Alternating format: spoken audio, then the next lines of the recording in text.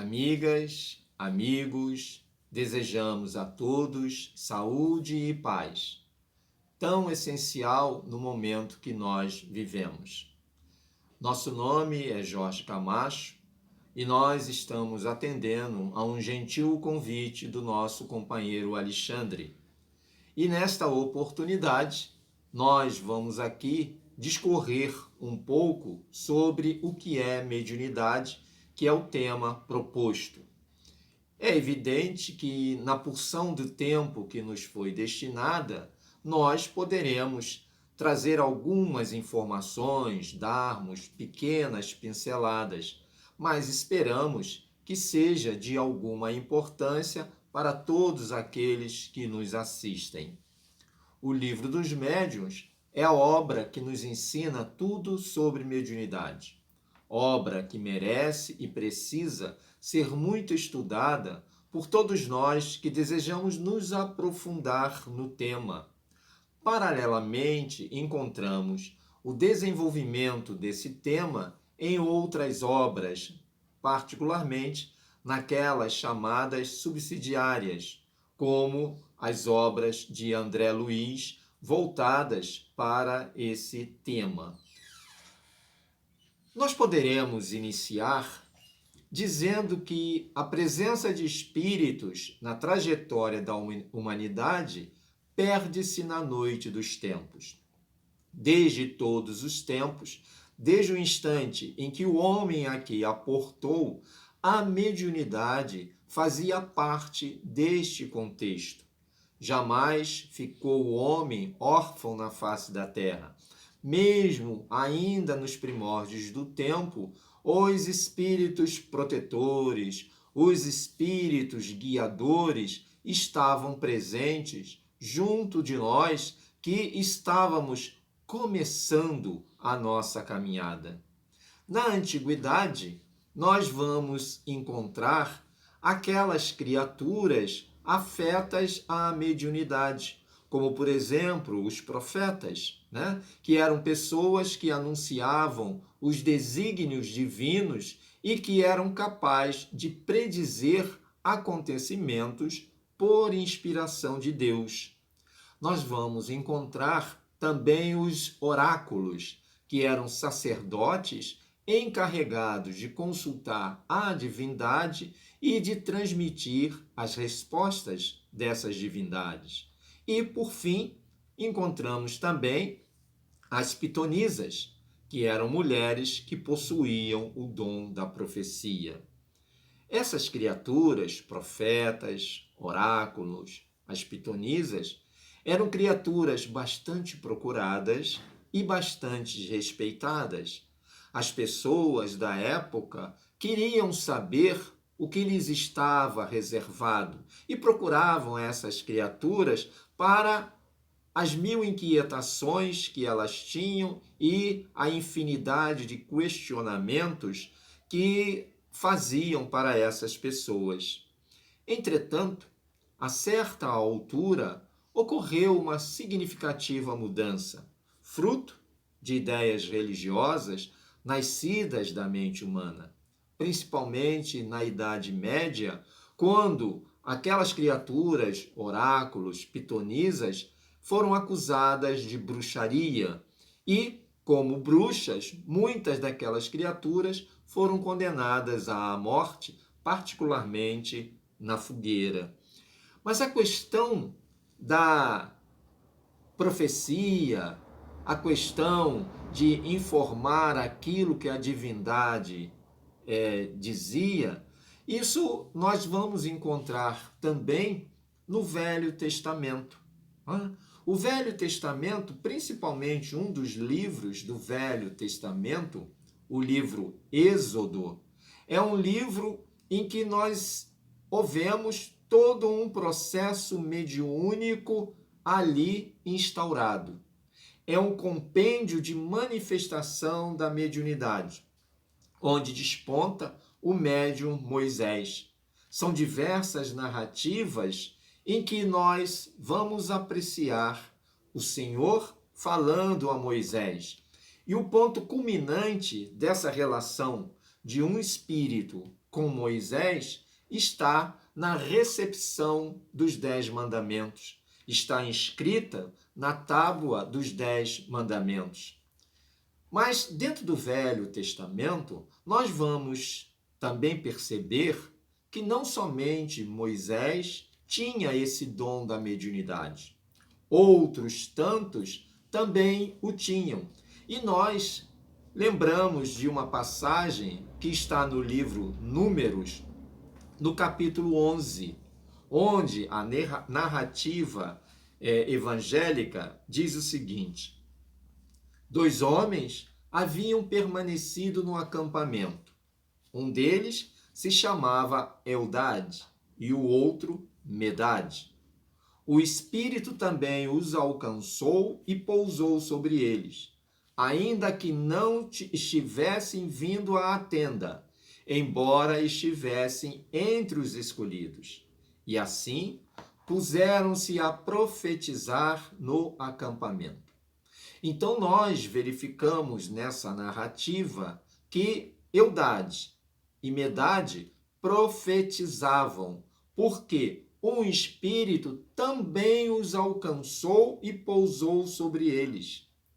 Eram médiuns. O espírito que os alcançou e pousou sobre eles quer dizer que eram espíritos que tomaram a eles, que profetizavam, que falavam através deles. Tá? Eram os médiuns psicofônicos daquela ocasião. E na narrativa, eles dizem que Eldade e Medade permanecia no acampamento, porque haviam aqueles que profetizavam e que estavam dentro da tenda. A tenda era um ambiente religioso, um local preparado para o cunho religioso, também chamado de tenda da consagração ou tenda da presença de Deus, cuja construção tinha sido determinada pelo Espírito protetor a Moisés para que ele a realizasse. E que, dentro dessa tenda, ele colocasse alguns objetos para o culto sagrado a Deus. Um desses objetos que deveria ser colocado dentro da tenda era a Arca da Aliança, que guardava as placas com os 10 mandamentos. Foi mandado fazer também na tenda um altar de ouro, onde era queimado o incenso e onde eram colocadas ali as ofertas para a divindade. Era um local, então, sagrado. E lá no seu interior só poderiam estar Moisés, Arão e seus filhos.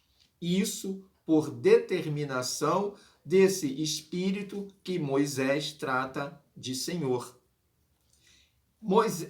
Arão e seus filhos deveriam ser ungidos e vestir uma roupa de sacerdotes. Era uma roupa especial.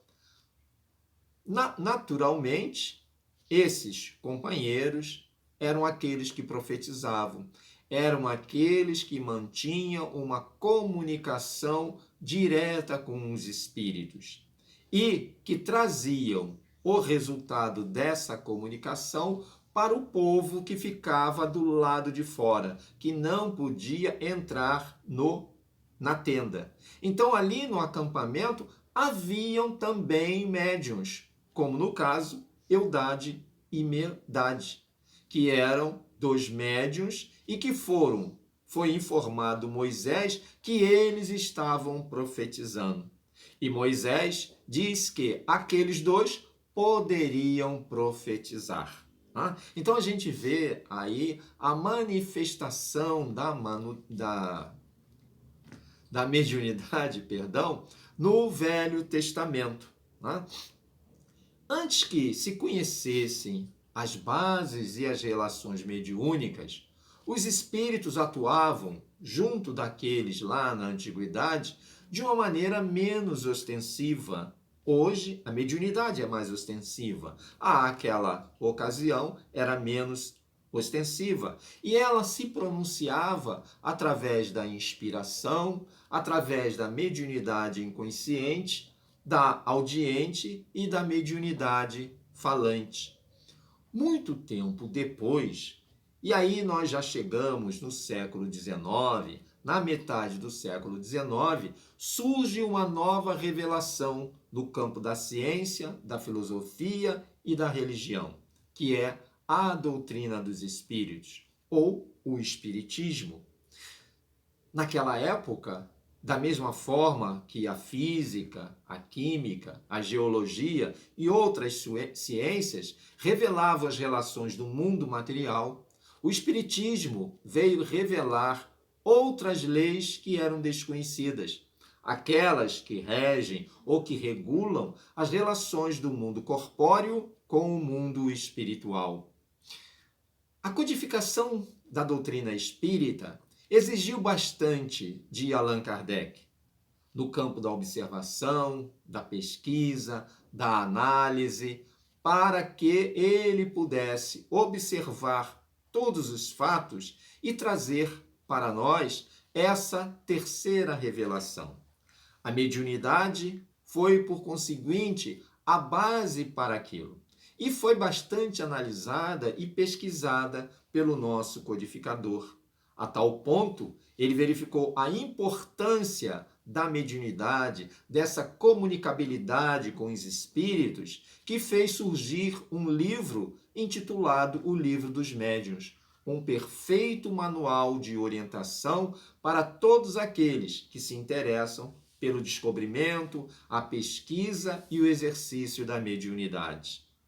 Sem a força da doutrina espírita, a força disciplinadora, sem a orientação cristã do espiritismo, os fenômenos da mediunidade seriam apenas um grande turbilhão de energias desorientadas, sem rumo, sem finalidade educativa, porque a função da mediunidade é educar, né? A mediunidade tem a função de educar a cada um de nós, através das informações, através das instruções, através de uma informação direta com os espíritos, trazendo muitas das vezes os seus dramas, as suas dificuldades, os seus problemas, para que nós possamos aprender com a dificuldade do outro.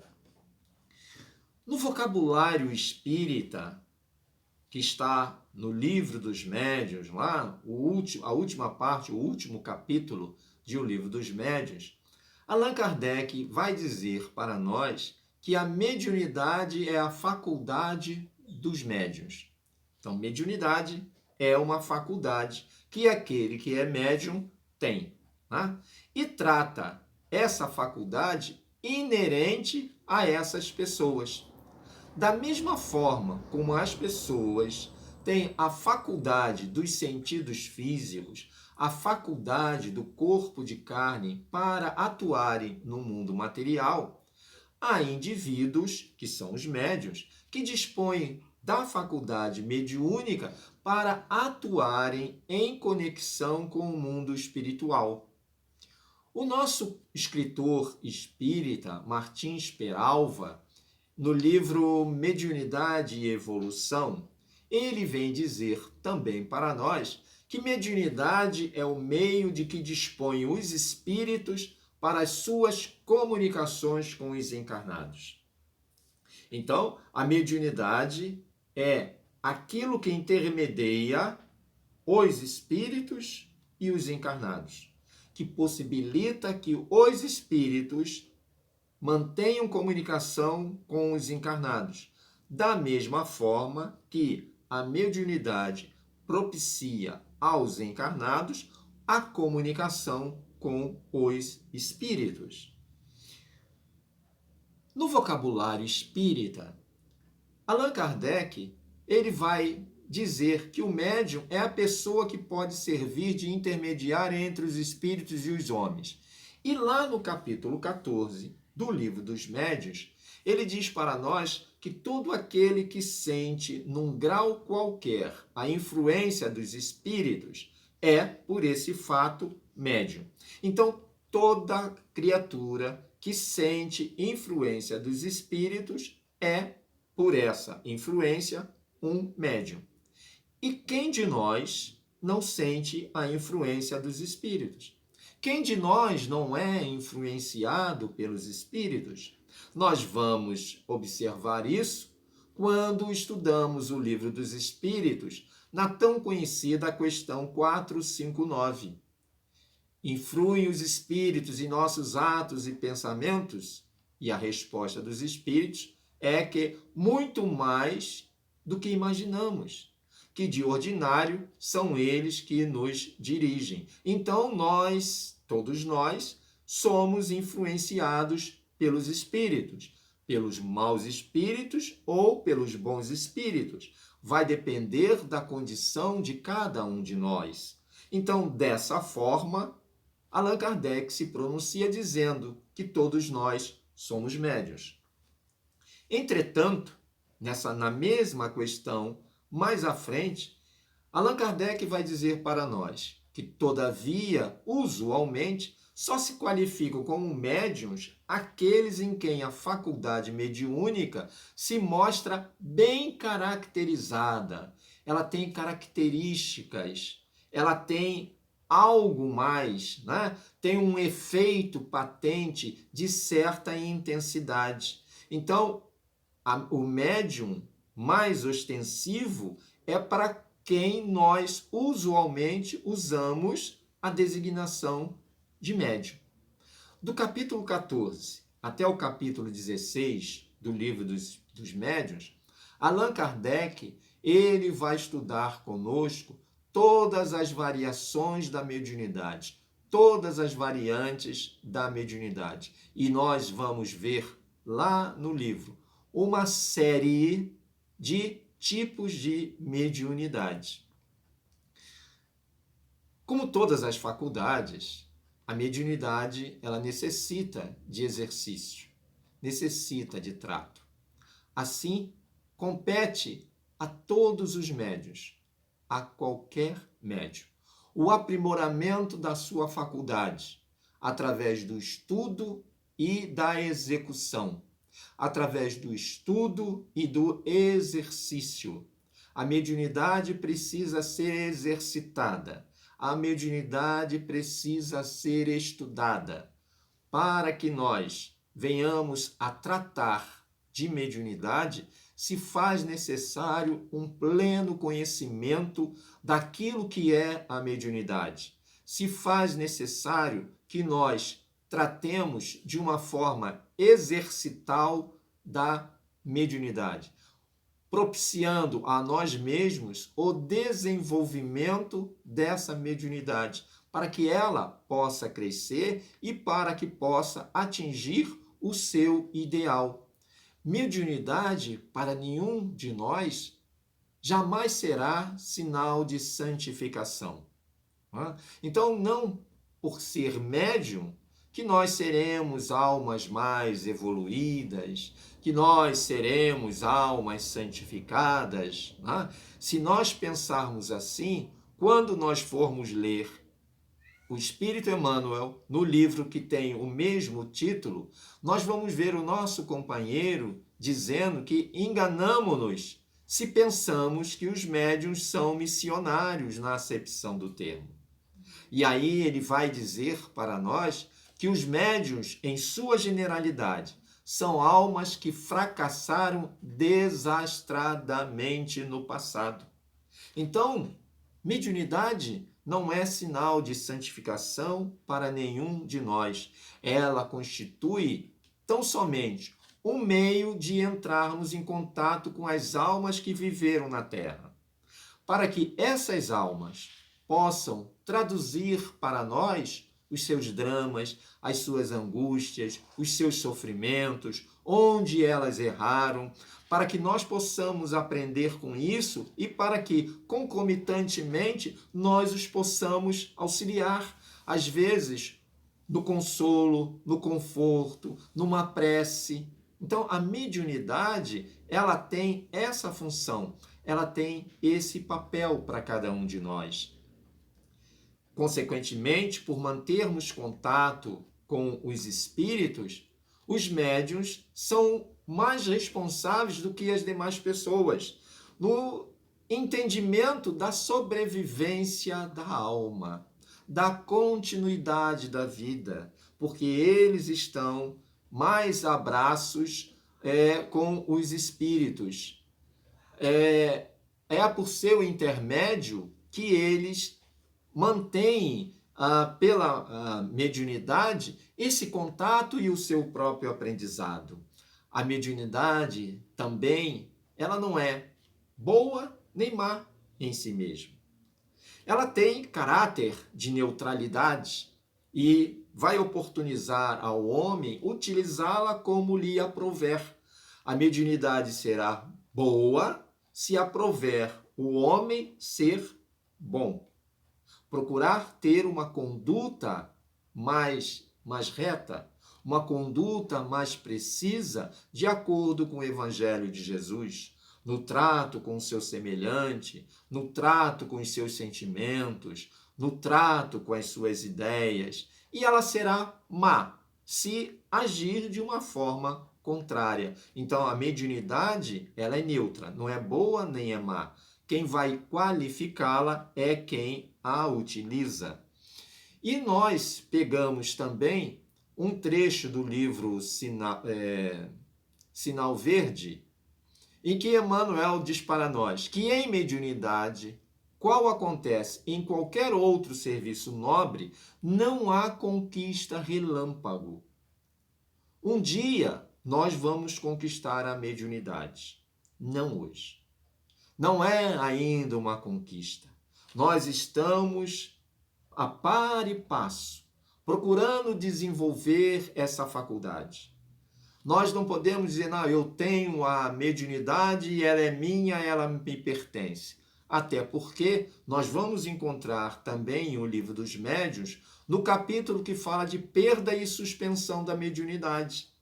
Ela pode ser perdida ou pode ser temporariamente suspensa.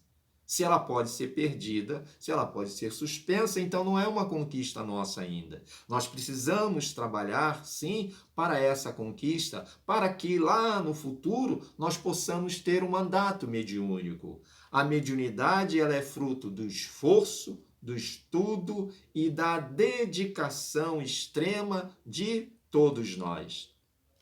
Emmanuel ainda diz para nós, se abraçaste a mediunidade, previne-te contra o orgulho, como quem se acautela contra um parasita destruidor. O nosso irmão compara o orgulho com um parasita. O orgulho é um vício terrível para cada um de nós.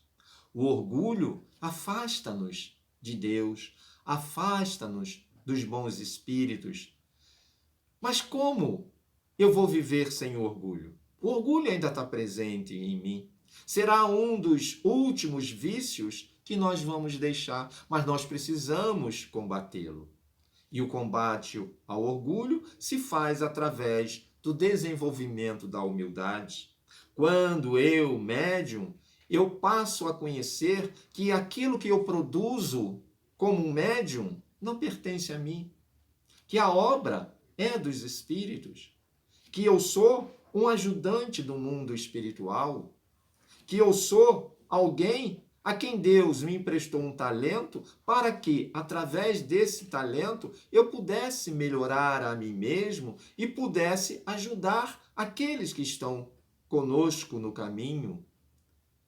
O orgulho, às vezes, pode dizer para mim que eu sou um ótimo médium, que eu sou melhor do que A, do que B. O bom médium não é aquele que comunica facilmente. Não é aquele que tem a facilidade de entrar em contato com esses espíritos. O bom médium é aquele que é simpático aos bons espíritos e que somente deles tem a assistência. Esse é o bom médium. É aquele que se desenvolve moralmente na prática do bem. A mediunidade é concedida ao médium para o fim de sua melhora espiritual e para dar a conhecer aos homens a verdade Então, a mediunidade é uma concessão para que nós possamos melhorar-nos espiritualmente e para conhecer os homens, levar a eles o conhecimento da verdade. Nós estamos chegando ao nosso momento de concluir e dizendo que é evidente que ressalta para todos nós médiuns a necessidade imperiosa do estudo. O médium não pode deixar de estudar. Ele precisa se conhecer, ele precisa se autoanalisar, ele precisa conhecer que fenômeno é esse que o atinge, que o envolve. Ele precisa ter autocrítica, se analisar dentro do processo da mediunidade, ele ver quem ele é, como ele colabora nesse processo, fazer uma análise pronta, sua. Ele precisa ter conhecimento da sua faculdade. As faculdades não são iguais em todos os médiuns. Então eu preciso saber das características da faculdade mediúnica que eu tenho, como ela se opera, como ela se processa, como eu a sinto, como eu me sinto com ela. Precisa aprimorar-se, dedicar-se, superar-se e, em muitas oportunidades, ter determinação. E nós temos vários exemplos de médiuns determinados, dedicados, que se superaram. São inúmeros aqueles que estão aí e que servem de modelo para nós, servem de guia orientador para nós. E nós vamos concluir dizendo que a mediunidade no grande futuro é talento divino para edificar o consolo e instrução entre os homens. E no momento que nós vivemos, nós precisamos, nós nos consolarmos, consolar os outros, instruir os outros, dizer por que acontece esse estado de coisas, por que é necessário isso acontecer, trazermos as informações. É necessário dizermos que Deus é bom, que Deus é soberanamente justo e bom, que tudo tem uma razão de ser, que nós não estamos sozinhos, que nós não estamos desamparados, que nós temos Jesus, nós temos o nosso anjo de guarda, nós temos espíritos que nos protegem, que estão ao nosso lado, que nos incentivam, que nos motivam para que nós possamos continuar na nossa caminhada. Nós queremos agradecer a atenção de todos, agradecemos mais uma vez o convite que nos foi feito, estamos muito felizes em estar com todos vocês e rogamos a Deus e a Jesus que abençoe e ampare a todos nós, assim como ampare a nossa humanidade tão sofrida nesses tempos. Que todos nós possamos, com fé, ter a certeza de que tudo na vida passa e isso também passa. Muito obrigado a todos vocês, saúde e paz, fiquem com Deus.